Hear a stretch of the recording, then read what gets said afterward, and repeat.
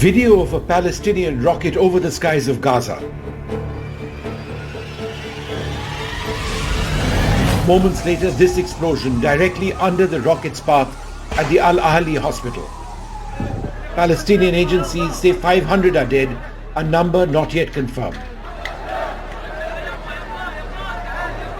The key question still unanswered is whether the rocket you just saw misfired and its debris fell on the hospital, causing the tragedy.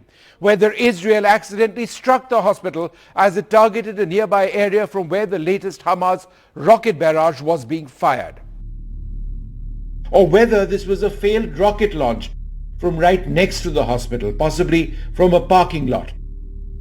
The Israeli armed forces now claim, on the basis of drone footage, that this is exactly what happened. With daybreak over Gaza, however, clear images of the impact point at the hospital began to emerge, indicating damaged cars, no evidence of a larger crater, and damage to the hospital, with some international experts saying that the claim of 500 deaths seems implausible. According to the Australian imagery expert Nathan Rusa, footage from ground level this morning shows essentially no crater and very little damage to the building around 20 meters away from the impact site. Israel uses precision-guided munition in its aerial attacks of the Gaza Strip, essentially laser-guided or GPS-guided bombs.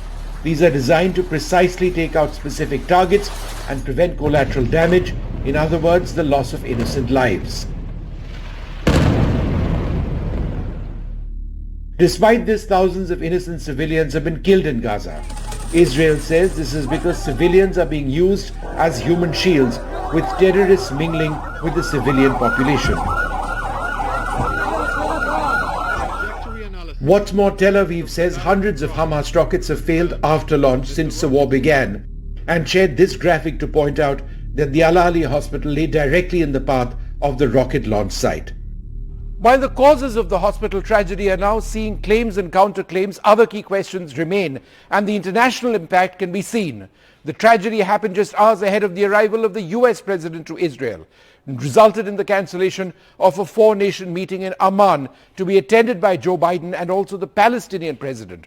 What's more, the divide between Israel and the Arab world is starker now than perhaps ever before, with the Iranian, Saudi and Jordanian leadership slamming Israel, with some referring to the attack as a war crime. Vishnu for NDTV.